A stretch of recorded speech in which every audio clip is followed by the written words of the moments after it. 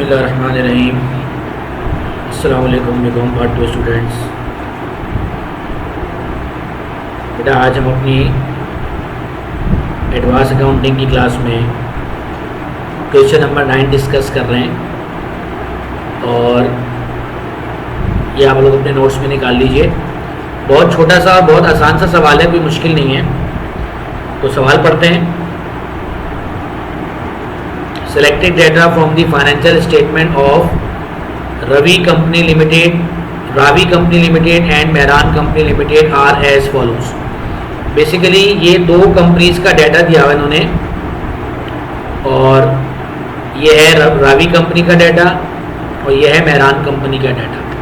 सवाल बहुत आसान है, करना आपने कुछ खास इसमें अहम काम नहीं है, बल्कि सिंपली आपने क्या करना है कि जो रेशियोज या रेट आप एक मरतबा कैलकुलेट करते थे, यहाँ पर आपको वही दो मरतबा कैलकुलेट करने पड़ेंगे, रावी कंपनी के लिए अलग और मेहरान कंपनी के लिए अलग। और ऐसे जिसके अंदर आपको कोई वर्किंग भी नहीं करनी है, क्योंकि इसके अंदर आप देख सकते हैं टोटल एसेट गिवन है रावी कंपनी के 4 लाख, मेहरान कंपनी के 3 लाख। टोटल लायबिलिटीज गिवन है 1 लाख और 50,000।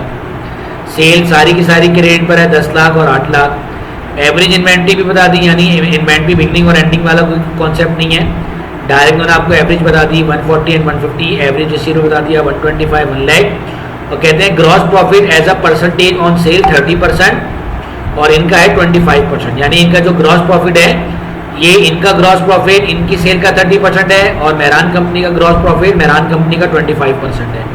और जो नेट इनकम है वो इनकी नेट इनकम इनकी सेल का 6% है और इनकी जो नेट इनकम है वो इनकी सेल का 5% है।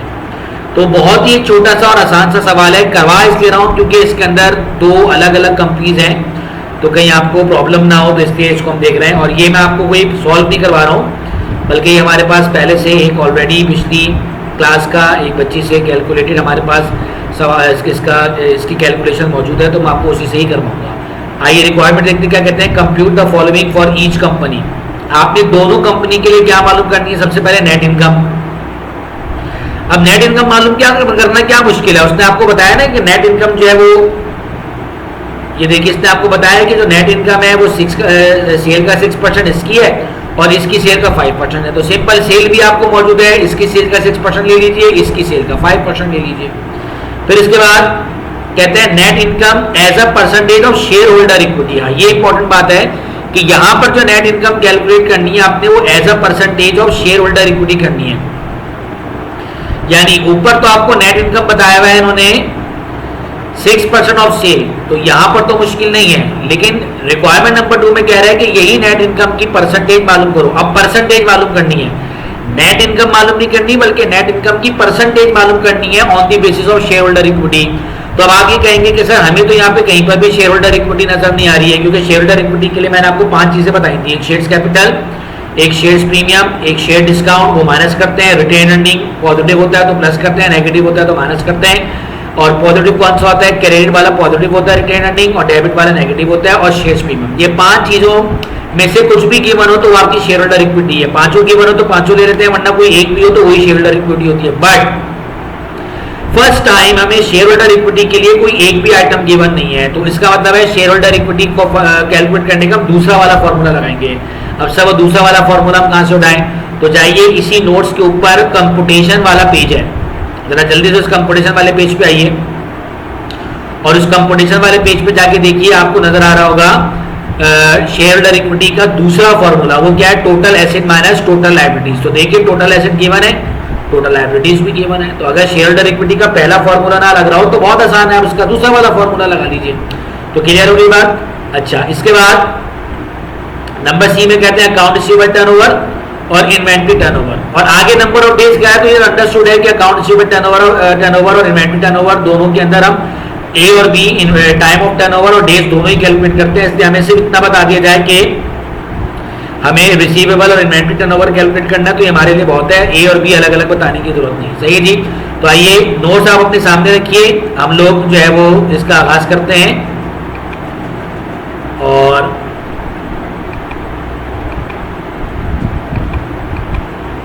ये देखिए, ये आपके सामने सवाल आ गया। आपने करना क्या है कि आप इसके 2 हिस्से कर लीजिए। एक लेफ्ट वाला कर लिया आपने रावी कंपनी लिमिटेड और राइट वाला कर लिया आपने मेहरान कंपनी लिमिटेड। अब आप आ जाइए अपनी रिक्वायरमेंट्स पे। सही है, तो आपकी पहली रिक्वायरमेंट क्या बोली थी उसने, नेट इनकम मालूम करनी है, इनकम परसेंटेज नहीं, इनकम मालूम करनी है। और वो बहुत सिंपल, उसने आपको बताया हुआ कि नेट इनकम जो है 6% ऑफ सेल है रावी की और 5% ऑफ सेल है जो है मेहरान की। तो ये देखिए सेल आ गई आपकी 10 लाख जो आपको ऊपर सवाल में गिवन है, इसका 6% लिया तो ये आ गई 60,000 नेट इनकम रावी की।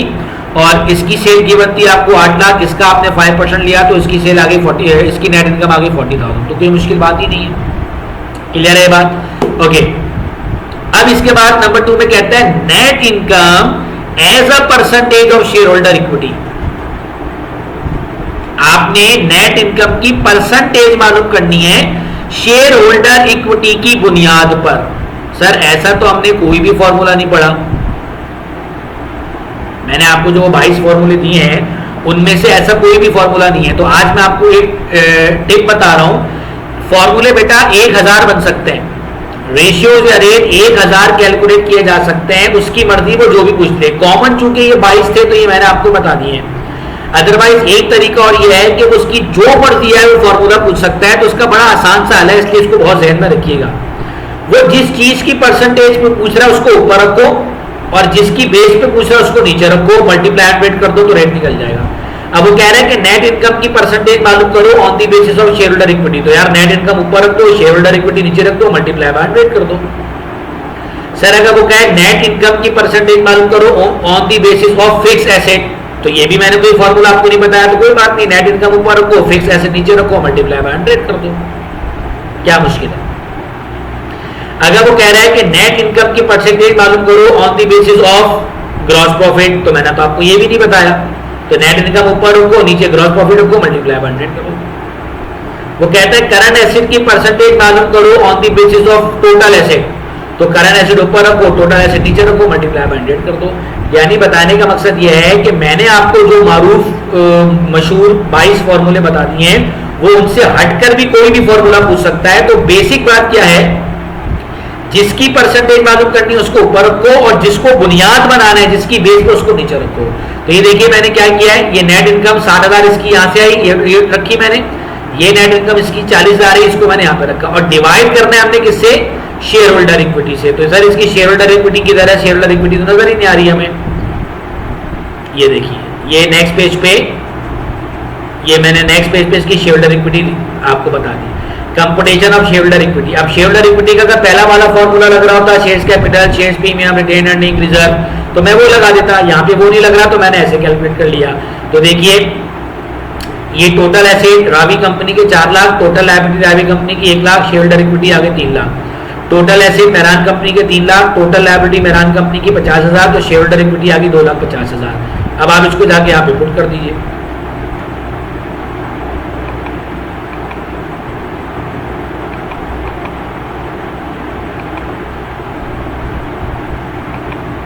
ये देखिए ये आपने रखा 60,000, ये तो 60,000 यहीं से आ गया और डिवाइड कर दिया आपने शेयर होल्डर इक्विटी से, जो अभी मैंने थोड़ी देर पहले आपको पिछले पेज से बताया, तो ये आ गई 20%। इसी तरह ये 40,000 नेट इनकम आपने ऊपर से उठाई और शेयर होल्डर इक्विटी भी आपने पिछले पेज पे कैलकुलेट करना सीखी, 2,50,000, इसकी परसेंटेज आ गई 16%। तो कोई मुश्किल बात, कोई परेशानी कुछ भी नहीं है।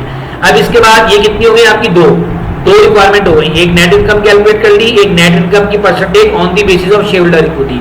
अब सी रिक्वायरमेंट थी अकाउंट रिसीवेबल टर्नओवर। अब जाहिर है ये अकाउंट रिसीवेबल टर्नओवर हम इससे पहले तो एक ही मर्तबा कैलकुलेट करते आए और किसके लिए कैलकुलेट करते आए, सिर्फ एक सवाल के लिए। यहाँ पे सवाल के अंदर ही 2 कंपनीज हैं तो इन दोनों कंपनीज का आपको अलग अलग कैलकुलेट करना होगा।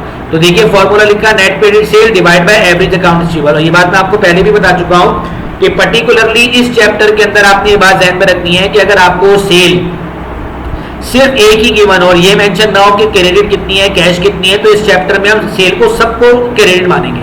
और इसने आपको बता भी दिया सवाल में, अगर आप जाके देखें तो ब्रैकेट में लिखा है all on credit, sales all on credit, सारी की सारी क्रेडिट पर है।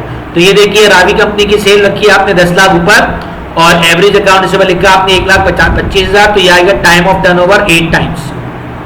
सही है, यानी आप जो है वो कम से कम 8 मरतबा उधार पर माल बेचते हैं पूरे साल में। और इसके लिए नेट क्रेडिट सेल ये भी सवाल में गिवन है 8 लाख और इसका एवरेज अकाउंट रिसीवेबल है 1 लाख। तो इसका भी टाइम ऑफ टर्नओवर कितना आया 8। सही है। अब जरूरी नहीं है कि टाइम ऑफ टर्नओवर जो है वो दोनों का एक जैसा है, इत्तेफाक है कि दोनों का एक जैसा आ गया, अदरवाइज अलग अलग भी आ सकता था। अब डेज ऑफ कलेक्शन में क्या करना है, 365 का मतलब साल में 365 दिन होते हैं, और time of turnover short form में लिखा हुआ टाइम ऑफ टर्नओवर वो यहाँ से डाल दिया आपने 8। सही है। तो 365 डिवाइड बाय 8, और इत्तेफाक से चूंकि यहाँ पे भी टाइम ऑफ टर्नओवर 8 है तो यहाँ पे भी 365 डिवाइड बाय 8। तो डेज ऑफ कलेक्शन आपकी पॉइंट में भी आ सकती हैं। अगर पॉइंट में आएंगी डेज ऑफ कलेक्शन तो आप उन डेज को पॉइंट में नहीं लिखेंगे बल्कि डेज को आप राउंड ऑफ कर देंगे। तो ये डेज आ गए आपके 46 और इसके भी 46, दोनों का टाइम 8-8 था, इस वजह से दोनों का आंसर एक जैसा है। सही है।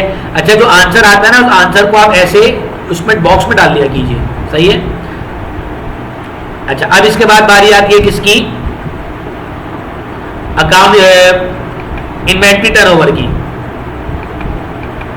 ये देखिए, इन्वेंट्री टर्नओवर के लिए हमारे पास क्या फॉर्मूला है, रावी कंपनी और मेहरान कंपनी दोनों के लिए cost of goods sold divide by average inventory.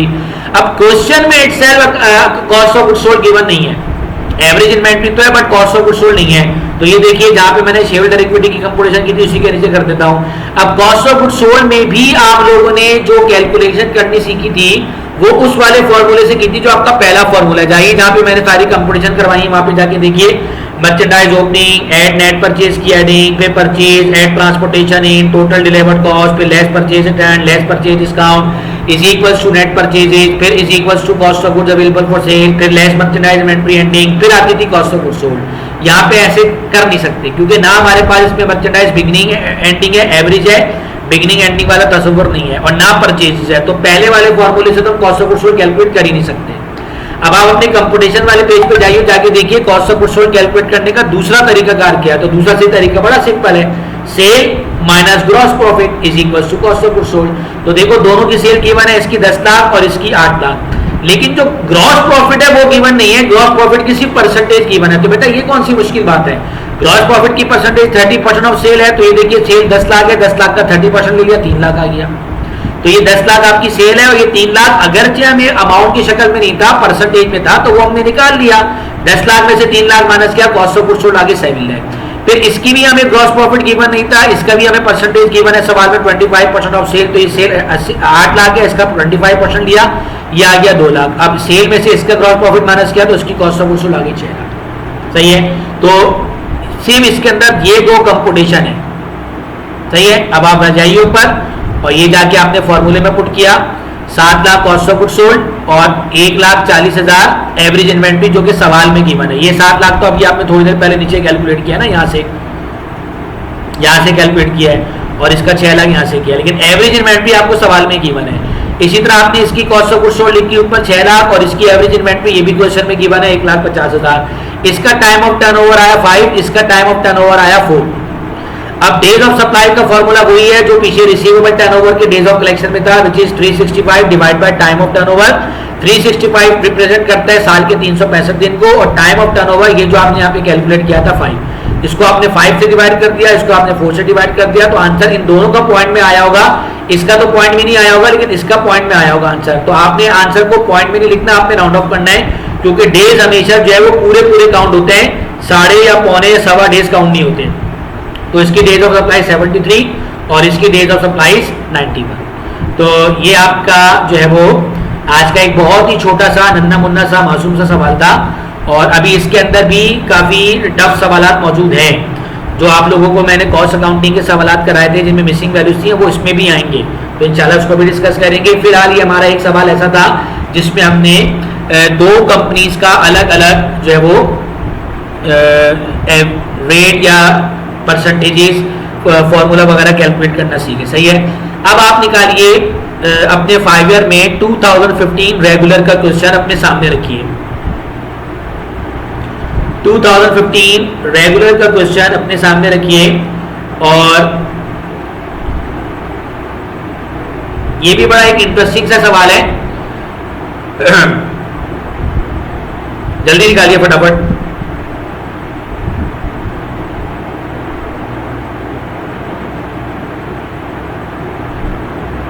सही है जी, निकालिए सवाल। आइए, कहते हैं F Qazi company uses perpetual inventory system to record inventories. The selected beginning balances are as follows. कहते हैं कि ये एक एफ काजी कंपनी है जो कि अपनी इन्वेंट्री यानी मर्चेंडाइज को परपीचुअल सिस्टम पे रिकॉर्ड करते हैं। अब आपके लिए ये तो कोई मुश्किल बात नहीं है ना, परपीचुअल सिस्टम आपने पढ़ा हुआ है। परपीचुअल सिस्टम में क्या होता है कि जब हम मर्चेंडाइज परचेज करते हैं तो उसको परचेजेस के बजाय मर्चेंडाइज लिखते हैं। ऐसे जब मर्चेंडाइज सेल करते हैं तो सेल के वक्त तो सेल लिखते हैं, लेकिन अगर उस मर्चेंडाइज की कॉस्ट कैलकुलेट करनी हो तो उस कॉस्ट में भी मर्चेंडाइज का वर्ड आता है। फिर ऐसी अगर वो मर्चेंडाइज रिटर्न होती है या डिस्काउंट होता है तो उसमें भी परचेज रिटर्न या परचेज डिस्काउंट के बजाय मर्चेंडाइज की टर्म यूज करते हैं। अब इसने पहले तो आपको कुछ बैलेंसेस दिए हैं। वो बैलेंसेस क्या हैं? Cash 1,50,000, account receivable 70,000, equipment 80,000, inventory 70,000, account payable 1,10,000 और शेयर्स कैपिटल 3,60,000। सही है। इनका मतलब ये है कि ये वो बैलेंसेस हैं जो कि महीने के या साल के शुरू में आपको पिछले महीने या पिछले साल से जो है वो ब्रॉड फॉरवर्ड हुए। सही है। अब वो कहता है ड्यूरिंग द पीरियड आपने कुछ ट्रांजैक्शंस भी परफॉर्म की। अब उन ट्रांजैक्शन में पहली ट्रांजैक्शन है परचेज मर्चेंडाइज ₹1,80,000 ऑन अकाउंट। फिर बी में कहता है sold merchandise costing ₹1,50,000 for ₹2 lakh on account. फिर 3 में कहता है return some defective merchandise to supplier ₹5,000। फिर रिक्वायरमेंट में आपसे कहता है डी में कहता है collected cash from customer ₹1,40,000। D हो गई। इसके बाद रिक्वायरमेंट में कहता है computation of the following at the end of period, quick ratio, current ratio, receivable turnover, inventory turnover. सवाल ये कि सर ये कौन सी बहुत मुश्किल बात है? ये तो आपको जो ऊपर सारी चीजें दी हुई हैं, कैश और अकाउंट रिसीवेबल और अकाउंट पेबल और मर्चेंडाइज, तो ये सब जिस कंप्यूटेशन का हिस्सा है प्लस माइनस करें उसको फॉर्मूले में पुट करें आंसर आ जाएगा। जी नहीं, इसमें ऐसा नहीं है। इसलिए जरा मेरी इस बात को गौर से समझिएगा, इसमें करना क्या है। वो जो ऊपर आपको बैलेंसेस नजर आ रहे हैं ना, उसका मतलब तो ये है कि ये बैलेंस तो आपके पास मौजूद है, लेकिन आपने 4 ट्रांजैक्शंस मजीद रिकॉर्ड की हैं जिनकी वजह से जब हम ये रेशियोज कैलकुलेट करेंगे तो अब हम डायरेक्ट ऊपर वाले बैलेंसेस के अमाउंट नहीं लेंगे। क्यों? क्योंकि ये जो नीचे अभी एंट्रीज बनी है ना, इन एंट्रीज में भी तो कैश, रिसीवेबल, मर्चेंडाइज का तस्करा आया होगा या आएगा।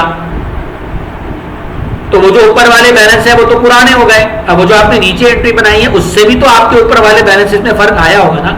तो इसमें हमें करना क्या है, ये समझिए। इसमें हमें करना ये है कि पहले ये जो ए, बी, सी और डी, ये जो 4 ट्रांजैक्शन उन्होंने आपको दी है ना, हमें पहले इन 4 ट्रांजैक्शंस की बनानी होगी एंट्री। और एंट्री बनाने के बाद हम देखेंगे कि इन बैलेंसेस में क्या फर्क आया। डायरेक्ट एंट्री आई है तो बनी है तो उस एंट्री के अंदर कुछ चीजें बड़ी होंगी, कुछ कम हुई होंगी। तो वो जो कम या भी कम हुई होंगी या बड़ी होंगी, हम ऊपर वाले बैलेंसेस में उसको पहले प्लस माइनस करके उसका एक अमाउंट निकाल लेंगे।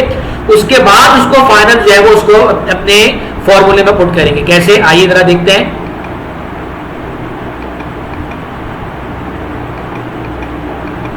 ये देखिए, ये आपके सामने सवाल सॉल्व हुआ है 2015 रेगुलर का। आइए, मैं अभी कोई भी रेशो कैलकुलेट नहीं कर रहा, अभी मैं आपको ये बता रहा हूं कि वो जो A B C D 4 transactions थी उसकी एंट्री क्या बनेगी।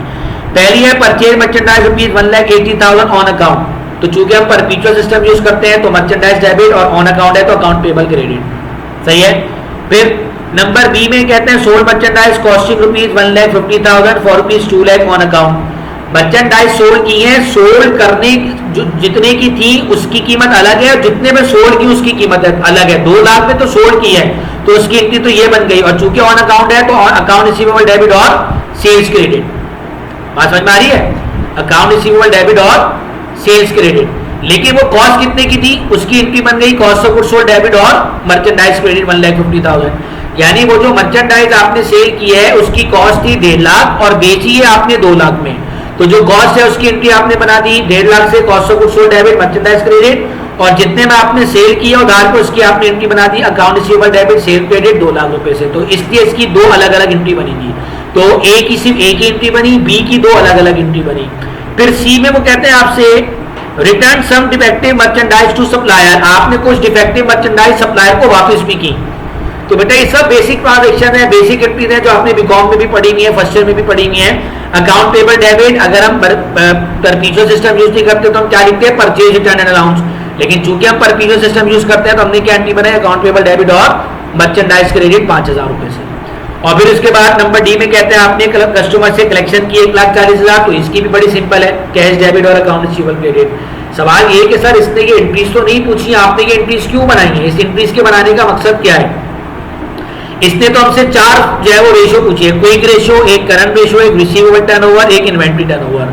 लेकिन हमने ये एंट्रीज क्यों बनाई, इसकी वजह क्या है, आइए जरा इसको हम आगे चल के देखते हैं। हमने ऐसा इसलिए किया क्योंकि ऊपर हमें जो बैलेंसेस गिवन थे, अगर हम डायरेक्ट वही बैलेंसेस के अमाउंट ले लेते तो फिर इन एंट्रीज के बनने से जो अफेक्ट आया वो रह जाता। तो हमने क्या किया, पहले हमने क्या कि हम इसकी एंट्री बना लेते हैं, फिर एंट्री के अंदर जो कुछ भी प्लस या माइनस हो रहा है उसको हम अपने ऊपर वाले बैलेंसेस में प्लस माइनस करेंगे, और फिर जो हमारे अमाउंट आएंगे वो असल में हमारे फ्रेश अमाउंट्स होंगे। सही है। आइए अब मुझे यहाँ पे सबसे पहले मालूम करना है करंट एसेट। करंट एसेट क्यों मालूम करना है, क्योंकि मुझे करंट रेशियो कैलकुलेट करना है। अब करंट एसेट के लिए मैं सबसे पहले तो ऊपर जाऊंगा, ऊपर मुझे नजर आ रहा है कैश 1,50,000, ऊपर से बड़ा सवाल में जाके देखिए नजर आ रहा है, क्लियर है। लेकिन बात खत्म नहीं हुई, क्यों? क्योंकि वो जो कैश आपको नजर आ रहा है 1,50,000 वो तो अपनी जगह, लेकिन ये वाला कैश 1,40,000 डेबिट का मतलब ये बड़ा भी तो है ना। तो ये देखिए मैंने क्या किया, कैश में 1,50 में ये 1,40 क्या कर दिया, ऐड कर दिया। तो मेरे पास कितना आंसर आ गया, 2,90,000। अगर मैं ये एंट्री ना बनाता तो फिर मुझे डायरेक्ट 1,50 देना पड़ता, तो आंसर मेरा गलत हो जाता। सही है। अब वापस ऊपर जाइए, सवाल में जाके देखिए अगला करंट एसेट क्या, अकाउंट रिसीवेबल 70,000। अब ये अकाउंट रिसीवेबल जो 70,000 है, इस अकाउंट रिसीवेबल के 70,000 के अंदर ये अकाउंट रिसीवेबल जो कि डेबिट में, इसको क्या कर देंगे, प्लस 2 लाख। लेकिन ये अकाउंट रिसीवेबल एक क्रेडिट में, इसको क्या कर देंगे, माइनस। तो ये देखिए अकाउंट रिसीवेबल 70,000 सवाल वाला, 2 लाख डेबिट में, ये वाला प्लस कर दिया, और ये 1,40,000 क्रेडिट में, ये माइनस कर दिया। तो ये आपका नेट अकाउंट रिसीवेबल आ गया। अब अगेन मैं ये एंट्री ना बताता और ऊपर वाले जो बैलेंस है डायरेक्ट में उसी से उठा लेता, तो मेरा आंसर गलत हो जाता। इसलिए जब कभी भी आपको सवाल के ऊपर बैलेंसेस गिवन हो और नीचे कुछ ट्रांजेक्शन्स हो, तो आपको उन ट्रांजेक्शन्स की एंट्री बनाकर आप बेशक एंट्री भी ना बनाओ, आपसे वो एंट्री पूछ नहीं रहा, एंट्री मैंने आपकी आसानी के लिए बनाई है, एंट्री बना बनाओ, लेकिन उस ट्रांजेक्शन में जो कुछ भी डेबिट और क्रेडिट के होने से आपके ऊपर वाले बैलेंसेस में फर्क आया, प्लस माइनस हुआ है, तो आपको वो लाजमी पहले प्लस माइनस करना होगा, फिर जो नेट आंसर आएगा आपने उसका जो है वो अमाउंट लेना होगा। चलिए वापस ऊपर जाइए, जाके देखिए आपको अगला करंट एसेट नजर आ रहा है, इन्वेंट्री 70,000 यानी मर्चेंडाइज। अच्छा अब ये मर्चेंडाइज ऊपर तो 70,000 है डेबिट में, ये देखिए ये डेबिट में मर्चेंडाइज 1,80,000 है, डेबिट डेबिट प्लस, लेकिन ये एक मर्चेंडाइज क्रेडिट में कितनी, 5,000, ये क्या कर देंगे हम, माइनस। ये देखिए ये आपने मर्चेंडाइज इन्वेंट्री 70 में 180 प्लस किया, और सॉरी ये 1,50,000 क्रेडिट में, ये भी 150, ये भी माइनस किया, और ये जो 5,000 क्रेडिट में ये भी माइनस किया, तो ये आपके आगे 95,000। तो यूं कुल मिला के करंट एसेट आ गए 5,15,000। मैं इन सबको प्लस माइनस किए बगैर भी ले सकता था, लेकिन अगर मैं लेता तो मेरा आंसर गलत हो जाता, इसलिए पहले मैंने इन ट्रांजैक्शन में होने वाले इंपैक्ट को प्लस माइनस किया। ये करंट एसेट आ गए। अब चूंकि मुझे क्विक रेशियो कैलकुलेट करना है तो मुझे क्विक एसिड भी मालूम करने हैं, और क्विक एसिड के लिए बड़ा सिंपल है, जो जितने करंट एसिड का टोटल होता है उसमें से हम 2 चीजें माइनस करते हैं, एक इन्वेंट्री और एक प्रीपेड। प्रीपेड इसमें है नहीं, इन्वेंट्री का जो नेट आंसर था वो माइनस कर दीजिए। तो करंट एसिड 515 और इन्वेंट्री है 95, तो 515 में से 95,000 आपने माइनस कर दिया, तो ये 4,20,000 आपके क्विक एसिड आ गए। क्लियर है। अब आ जाइए करंट लायबिलिटी पे, क्योंकि मुझे कोई करंट रेशो और क्विक रेशो दोनों के लिए करंट लायबिलिटी चाहिए। अब करंट लायबिलिटी मुझे ऊपर नजर आ रही है क्या, एक ही नजर आ रही है अकाउंट पेबल, लेकिन ये जो अकाउंट पेबल ऊपर नजर आ रही है वो कितनी है, 1,10,000, और कहां पर है, क्रेडिट में। याद रखिए जमा 2 एक जैसी चीजें होती हैं, यानी क्रेडिट है तो क्रेडिट में क्रेडिट प्लस होगा, क्रेडिट में डेबिट माइनस होगा। अब ये एंट्री में जाके देखिए तो आपको अकाउंट पेबल ये भी क्रेडिट में नजर आ रहा है 1,80,000, तो 1,10 में 1,80 ऐड कर देंगे क्योंकि वो भी क्रेडिट और ये भी क्रेडिट, लेकिन ये अकाउंट पेबल आपका डेबिट में है -5,000, इसको आप माइनस कर देंगे। तो ये लीजिए अकाउंट पेबल जो सवाल में पहले से मेंशन है 1,10,000, इसमें 1,80 जमा किया और 5,000 माइनस किया, तो 2,85,000 आ गया आपकी करंट लायबिलिटी। चूंकि करंट लायबिलिटी हमारे पास है ये, तो खाली हमने इसी को ले लिया। अच्छा अब मेरे पास क्विक रेशियो भी निकल सकता है, करंट रेशियो भी निकल सकता है, और इसके बाद अब मुझे क्या मालूम करना है, अकाउंट रिसीवेबल टर्नओवर और इन्वेंट्री टर्नओवर। तो अकाउंट रिसीवेबल टर्नओवर और इन्वेंट्री टर्नओवर के लिए हमें क्या करना होगा,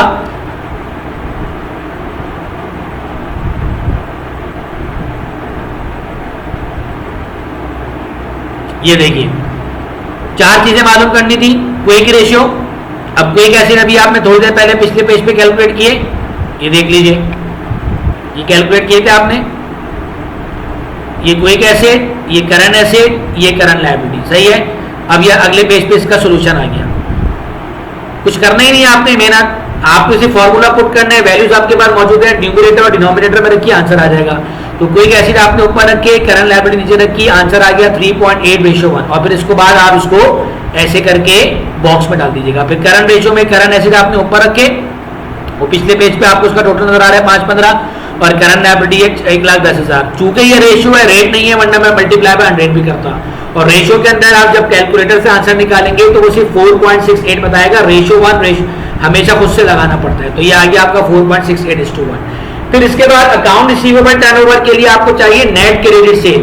अब सवाल ये कि सर हम सेल कहां से उठाएं, तो बेटा अभी आपने पिछले पेज पे जो हमारे पास बैलेंस में तो कोई सेल मौजूद नहीं है, सही है, लेकिन एंट्री के अंदर ये देखिए मैंने सेल की एंट्री बनाई थी 2 लाख, और मैंने क्या कहा था कि जब सेल सिर्फ एक ही हो, ये ना पता हो कि कैश पे है या क्रेडिट पर है, तो मैंने मैचुम करेंगे वो सारी की सारी क्रेडिट पर है।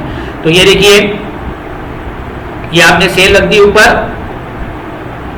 2 लाख, और नीचे क्या आ जाएगा आपका एवरेज अकाउंट रिसीवेबल। अच्छा, एवरेज अकाउंट रिसीवेबल कैसे आया,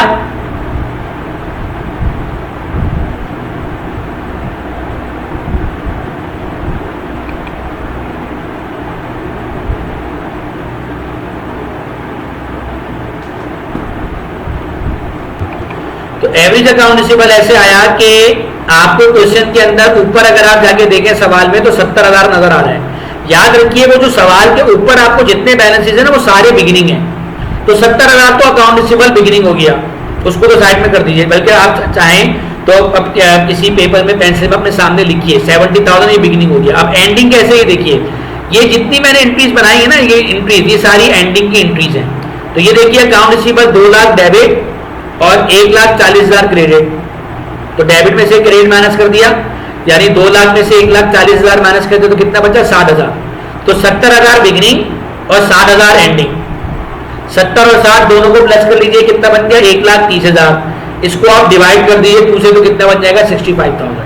तो बिगिनिंग तो सवाल में ही मौजूद है, एंडिंग के लिए आपने ये जितना भी एंट्री के अंदर अकाउंट रिसीवेबल नजर आ रहा है ना, अगर एंट्री में एक ही अकाउंट रिसीवेबल है तो वही एक एंडिंग है, अगर एंट्री में 2-3 अकाउंट रिसीवेबल है तो 2-3 पहले प्लस माइनस करो तो जो नेट आंसर बनेगा वो एंडिंग होगा। अब बिगिनिंग में तो एंडिंग प्लस कर दो, डिवाइड बाय 2 कर दो। तो मैं फिर बता रहा हूँ 70,000 तो बिगिनिंग ऊपर मौजूद है, एंडिंग मैंने कैसे निकाला है 2 लाख ये रहा डेबिट में और 1,40,000 ये रहा क्रेडिट में। 2 लाख में से 1,40,000 माइनस कर दीजिए, कितना बचा 60,000।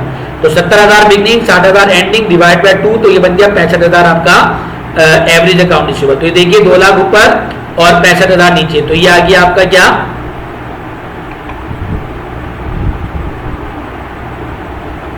टाइम ऑफ टर्नओवर, सही है। और ये टाइम ऑफ टर्नओवर कितना बना है ये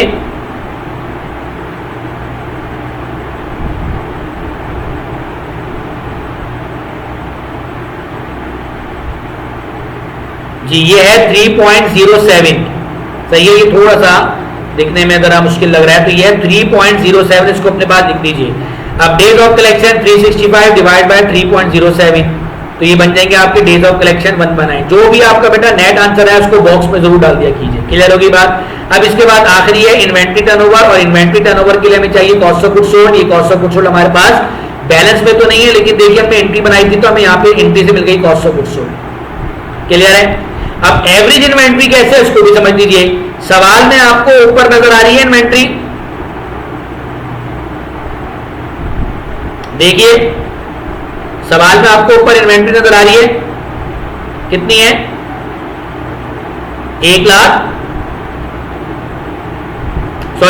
70,000 इन्वेंट्री कितनी है ऊपर 70,000, ये बिगिनिंग है। अब एंडिंग कैसे निकालू, ये देखो एंडिंग के लिए 1,80,000 डेबिट में, फिर 1,50,000 क्रेडिट में, 1,80 में से 1,50 माइनस कर दिए 30, फिर 5,000 फिर क्रेडिट में, इसको भी क्या कर दिया आपने माइनस, कितना बचा 25।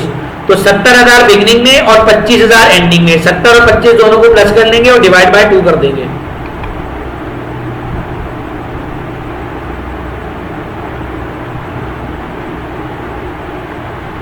सही है जी।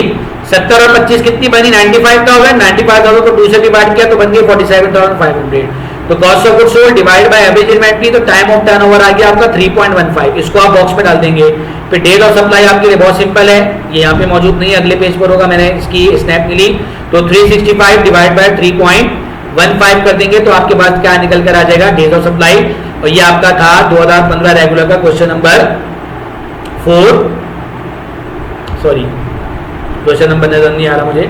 अच्छा, अब इसका एक बी पार्ट भी है, और इसका बी पार्ट आपके लिए कोई मुश्किल नहीं है। क्यों, देखिए क्या लिखा हुआ है। कहते हैं Babar company limited is registered with the capital of ₹50 lakh, यानी रजिस्टर्ड कैपिटल का मतलब आपका ऑथोराइज कैपिटल, जिसके बारे में हम पहले डिसाइड कर चुके हैं कि ये हमारे किसी काम का नहीं होता, उसको हम कहीं पर भी पुट नहीं करते, तो इसको छोड़ दीजिए आप। Divided into ordinary share of ₹10 each, इसको भी छोड़ दीजिए। The following are the selected balances of June, ये आपको कुछ बैलेंसेस बता रहे हैं। बैलेंसेस क्या है, account payable 6 lakh, debenture payable 4 lakh, shares capital 10 lakh, retain earning 13 lakh, before transfer of loss of ₹5 lakh. इसका मतलब है सिंपल आपने क्या करना है, इस रिटेन अर्निंग को आप कहेंगे कि ये बिफोर एडिशन या सब्ट्रैक्शन ऑफ इनकम और लॉस है। अगर आप लोग अपना पहला चैप्टर याद रखे हैं, तो मैंने आपको जब रिटेन अर्निंग का स्टेटमेंट बनाना सिखाया था, तो उसमें मैंने आपको क्या बताया था कि रिटेन अर्निंग का स्टेटमेंट जब बनाते हैं तो रिटेन अर्निंग के बिगनिंग बैलेंस में हम ऐड करते हैं नेट इनकम, और अगर इनकम नहीं होती, लॉस होता है, तो उस लॉस को माइनस करते हैं, सही है। और फिर उसके बाद डिविडेंड और रिजर्व को भी माइनस किया जाता है। तो आप यूं समझिए कि ये आपको जो अकाउंट पेबल और डिवेंचर पेबल नजर आ रहे हैं ना, और शेयर्स कैपिटल, ये आपके लिए बेकार है। क्यों, क्योंकि इसकी रिक्वायरमेंट देखिए आप, तो रिक्वायरमेंट में कहता है सिर्फ you have to prepare statement of retain earning. तो यार स्टेटमेंट ऑफ रिटेन अर्निंग के लिए तो आपको ना शेयर्स कैपिटल चाहिए, ना कोई प्रीमियम चाहिए, ना अकाउंट पेबल, ना डिवेंचर पेबल। हमें तो रिटेन अर्निंग की चीजें बनाने के लिए, रिटेन अर्निंग का स्टेटमेंट बनाने के लिए क्या चाहिए, एक रिटेन अर्निंग का बिगिनिंग बैलेंस, वो कितना दिया हुआ है 13 लाख। क्लियर, मैं अभी साथ साथ बता रहा हूँ, आप खुद करिएगा, मैं करवा नहीं रहा हूँ आपको। फिर हम इसमें ऐड करते हैं नेट इनकम, यहाँ पे नेट इनकम नहीं है, यहाँ पे लेस कर देंगे, नेट लॉस कितना 5 लाख। तो 13 लाख में से 5 लाख माइनस किया तो आपका आंसर कितना बना 8 लाख, सही है। फिर हम इसमें से माइनस करते हैं डिविडेंड्स एंड रिजर्व। अब अगले पैराग्राफ में वो कहता है the company declared cash dividend ₹5 पर शेयर। अब ये 5 पर शेयर कैसे दोगे, जाओ ऊपर जाके देखो, शेयर्स कैपिटल लिखा नजर आ रहा है 10 लाख।